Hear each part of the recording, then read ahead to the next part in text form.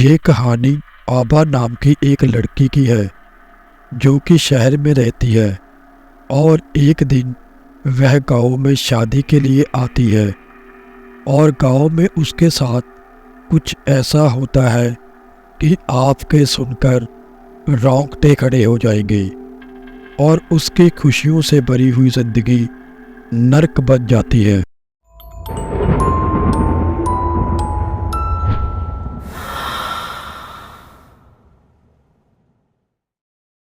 आबा अपनी चाची के गांव में आई हुई थी। अभी शादी को 3 दिन बाकी थे। आबा ने अभी तक गांव नहीं देखा था। अपनी चाची के घर आकर वो बहुत खुश थी। आबा की नींद सुबह मंदिर की घंटियों की आवाज़ सुनने से खुल गई। जैसे ही अपने कमरे से बाहर निकली, थोड़ी दूरी में जाकर उसने बाहर देखा। उसे एक मंदिर दिखाई दिया और मंदिर में आरती और घंटियों की आवाज़ साफ सुनाई दे रही थी। ये सब देखकर आबा अपने आप ही उस मंदिर की ओर चलने लगी, जैसे उसे किसी चीज़ ने अपने तरफ सम्मोहित कर लिया हो। आबा अभी कुछ ही दूरी पर गई थी कि उसे पीछे से किसी की आवाज़ सुनाई दी। आबा, कहाँ जा रही हो? आबा ने पीछे मुड़कर देखा तो वह पड़ोस में रहने वाली एक बूढ़ी औरत थी और आबा ने कहा, अम्मा, मैं वो मंदिर जा रही थी। वहाँ बहुत सुंदर आरती हो रही है ना? मंदिर यहाँ से थोड़ी दूरी पर है। वहाँ जाने पर थोड़ा वक्त लग सकता है और वहाँ तुम अकेले ही जा रही हो, तुम्हें किसी ने रोका नहीं?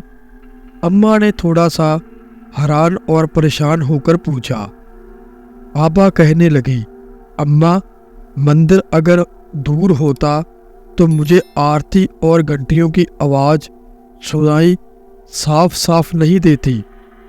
अम्मा ने कहा, नहीं बिटिया, ये मंदिर बहुत दूर है।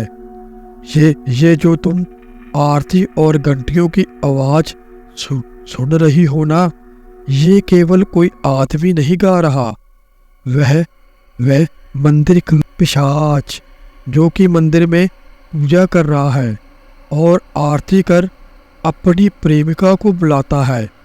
तुम इस गांव में कल शाम को आई हो ना, इसलिए तुम्हें ये बात मालूम नहीं है। यहाँ का हर आदमी जानता है इस बात को। अम्मा ने आबा को कहा। आबा ये बात सुनकर हंसने लगी और कहने लगी, अम्मा, मैं नहीं मानती इन सब बातों को, और यहाँ तक मुझे पता है कि भूत और पिशाच मंदिर से तो दूर ही रहते हैं। आप क्या मुझे डरा रही हो? अम्मा ने कहा, बिटिया, ये पिशाच उस मंदिर का पुजारी है, इसलिए वह मंदिर में हर दिन पूजा करता है। वह मंदिर के पास एक बरगद के पेड़ पर रहता है। इस मंदिर में कोई भी आदमी नहीं जाता। अगर कोई वहां पर जाता है तो वह पिशाच उसके ऊपर सवार हो जाता है। आदमियों को तो वो पूजा और पाठ के बाद छोड़ भी देता है, लेकिन अगर कोई लड़की वहां जाती है तो वह उसके शरीर में प्रवेश कर जाता है और फिर कोई भी बड़ा से बड़ा तांत्रिक उसे लड़की के शरीर से नहीं निकाल पाता, क्योंकि वह पिशाच लड़कियों से बहुत नफरत करता है। और इतना कहकर अम्मा आबा का हाथ पकड़कर उसे घर की ओर ले जाने लगी। घर पहुंचकर अम्मा ने आबा की चाची को आवाज लगाई। अम्मा की आवाज सुनकर सब बाहर आ गई। आबा के चाचा चाची आबा को अम्मा के साथ देखकर चौंक गई और उनका चेहरा डर के मारे पीला पड़ गया था। अम्मा ने कहा, क्यों बिटिया, तुमने आबा को यहाँ के बारे में बताया नहीं था क्या? अगर मैं समय से ना पहुँचती आज अनर्थ ही हो जाता। अम्मा ने गुस्से से आबा की चाची को कहा। तब तक आबा की माँ भी वहाँ पहुँच गई थी। अपनी जेठानी को देखकर आबा की चाची ने उसे कहा, सुनीता, तुमने आबा को बताया नहीं था क्या कि उसे मंदिर की आरती और घंटियों की आवाज़ सुनकर वहां जाना नहीं था? ओ दीदी, मैं भूल गई, मुझे माफ़ कर दीजिए, आबा की माँ ने घबराकर कहा और आबा का हाथ पकड़कर उसे अंदर ले गई। जाकर आबा की माँ आबा को डांटने लगी।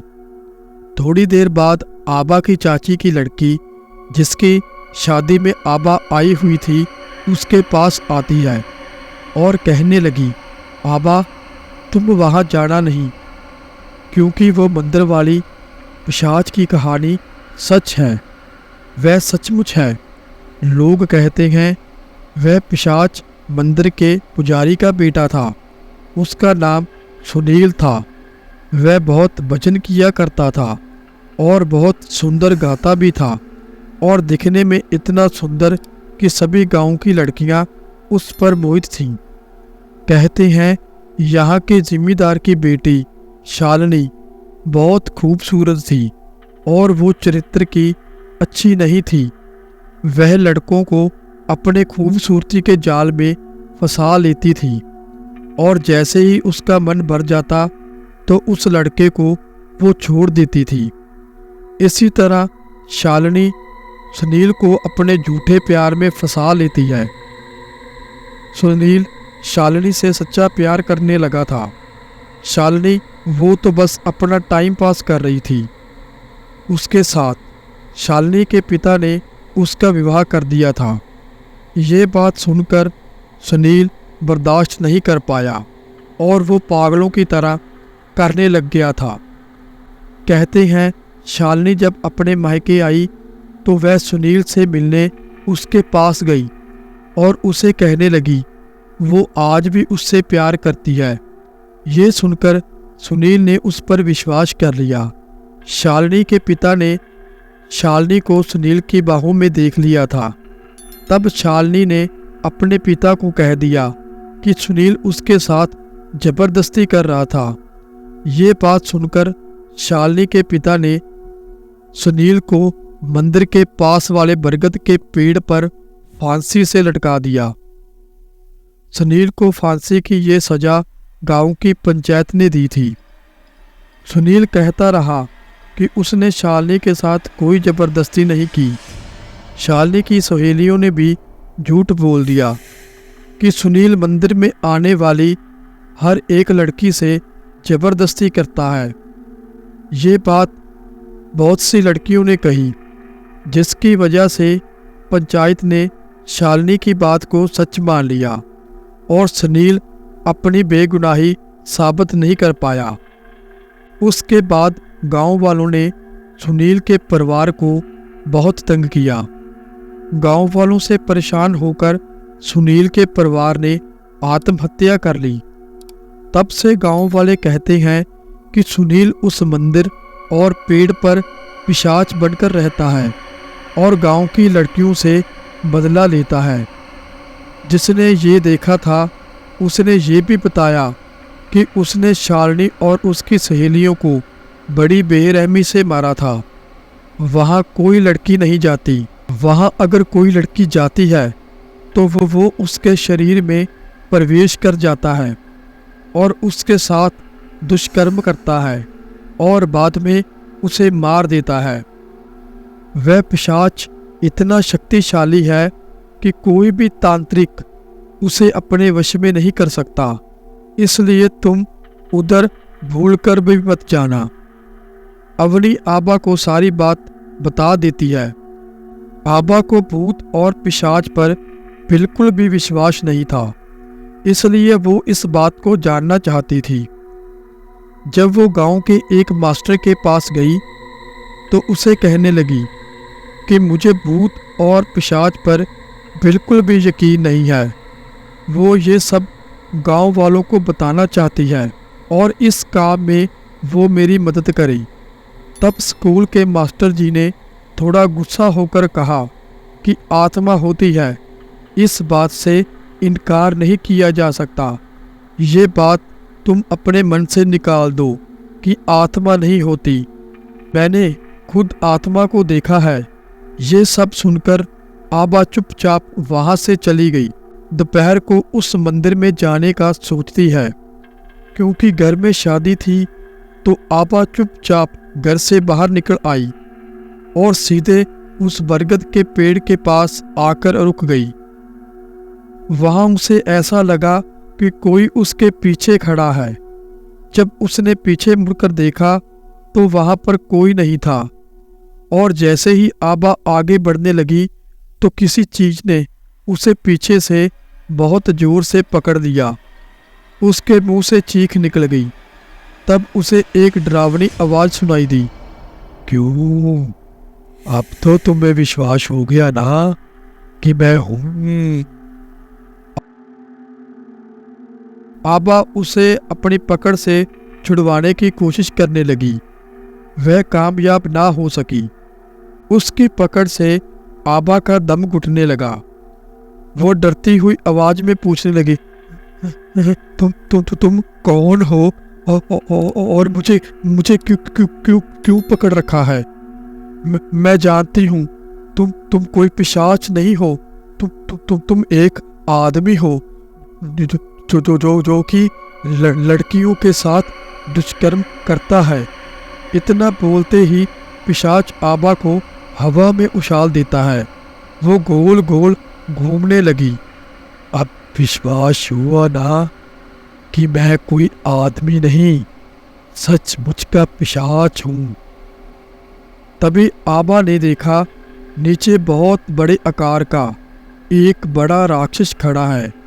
उसने आबा को एक हाथ से पकड़ लिया और ये सब देखकर आबा की रूह कांप गई।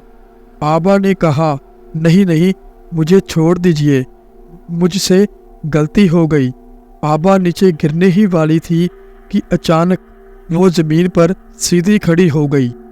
फिर आबा जल्दी से भागने लगी पर उसके आगे नहीं बढ़ पा रही थी। लेकिन जैसे तैसे आबा ने हिम्मत दिखाई और वो एकदम से दौड़ने लगी। दौड़ते दौड़ते गांव में आ गई। तभी उसे एक आवाज सुनाई दी, तुम तो शालिनी से भी ज्यादा सुंदर हो। अब मैं हर वक्त तुम्हारे साथ रहूंगा। आवाज सुनकर आबा इधर उधर देखने लगी, लेकिन उसे कुछ भी दिखाई नहीं दिया।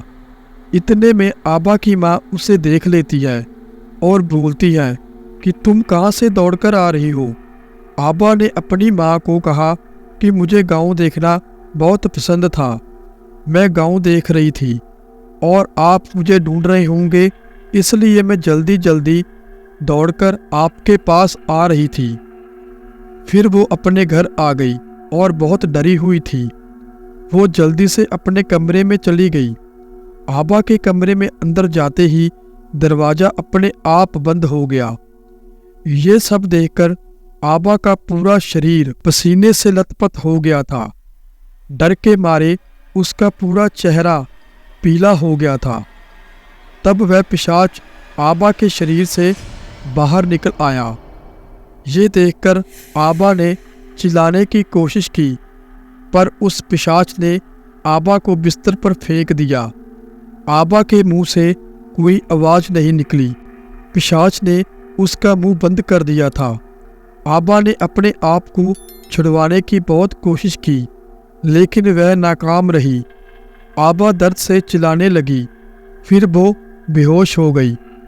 थोड़ी देर बाद उसे होश आया और उसे ऐसा लगा जैसे उसके शरीर में जान ही ना हो, और वो जोर जोर से रोने लगी। इतने में उसकी माँ कमरे में आई। अपनी माँ को देखकर आबा जोर जोर से बोलने लगी, आप यहाँ क्या कर रही हो? जाओ यहाँ से, मुझे सोने दो।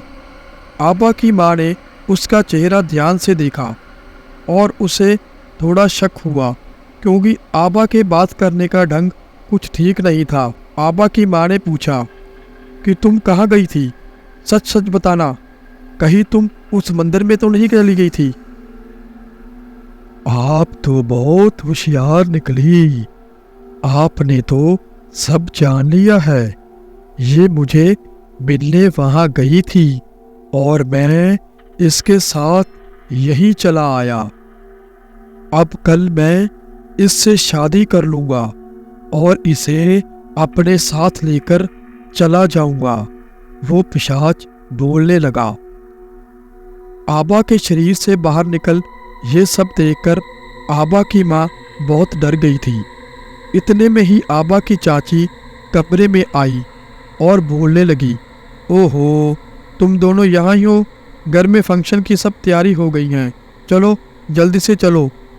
ये बात सुनकर आबा की माँ होश में आ गई। उसने चारों ओर देखा तो वहाँ पर कोई नहीं था और फिर आबा का हाथ पकड़कर उसकी चाची के साथ कमरे से बाहर निकल गई। वो पिशाच आबा के शरीर में प्रवेश कर चुका था। आबा की माँ इस वक्त किसी कुछ बता भी नहीं पा रही थी, क्योंकि कल बारात आने वाली थी और अपनी बेटी की ये हालात देखकर उसका कलेजा फटा जा रहा था। वो पिशाच आबा को अपने वश में कर चुका था। एक दिन में ही आबा की हालत बहुत खराब हो चुकी थी और वो डरावनी हंसी हंसने लगी। ये सब देखकर घर के लोग डर गए और गांव के लोग बोलने लगे कि ये तो वो मंदिर वाला पिशाच है। इतने में वो पिशाच बोला, हाँ, मैं वही हूँ, तुम लोग मेरा कुछ नहीं कर सकते।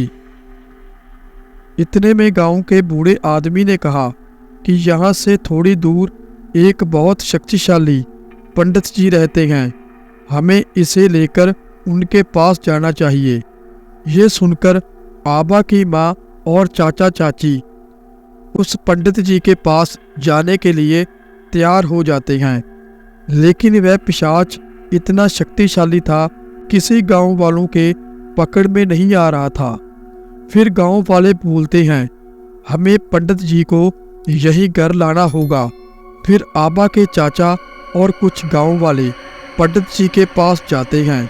पहले तो वो आने से इनकार कर देते हैं, लेकिन जैसे ही आबा के चाचा सारी बात बताते हैं तो उन्हें आबा पर तरस आ जाता है और वो घर आ जाते हैं। पंडित जी को देखकर ही पता चल गया था कि आबा के ऊपर बहुत शक्तिशाली पिशाच का वास है और पंडित जी बोलते हैं कि इसे अपने वश में करना बहुत मुश्किल है, लेकिन मैं अपनी कोशिश करूँगा।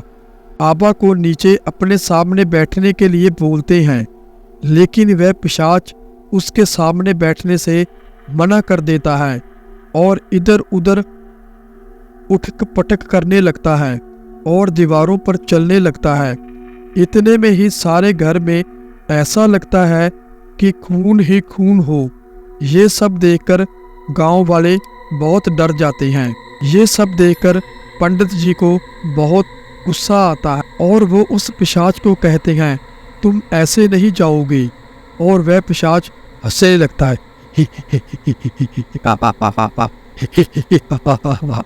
फिर पंडित जी हनुमान जंजीरा का मंत्र पढ़ने लगते हैं, जिससे पिशाच की शक्तियाँ कम होने लगती हैं और पिशाच पंडित जी के बस में आना शुरू हो जाता है और वो आबा के शरीर से निकल जाता है। और फिर पंडित जी आबा की माँ को कहते हैं कि तुम कल सुबह ही यहाँ से इसे लेकर चली जाना और फिर कभी भी यहाँ पर लौटकर मत आना, क्योंकि ये पिशाच किसी के शरीर के बिना इस गांव से बाहर नहीं जा सकता। और इसके बाद आबा की माँ के साथ आबा शहर में अपने घर आ जाती है और सब कुछ ठीक हो जाता है। लेकिन आबा को इन सब से बाहर निकलने में थोड़ा समय लगता है और आबा अब इन बातों पर यकीन करने लग जाती है। तो दोस्तों, अगर आपको हमारी ये कहानी अच्छी लगी तो चैनल को ज़रूर सब्सक्राइब करना और बेल आइकन को भी दबा देना, ताकि मैं आपके लिए ऐसी ही रोमांचक और हॉरर कहानियाँ लाता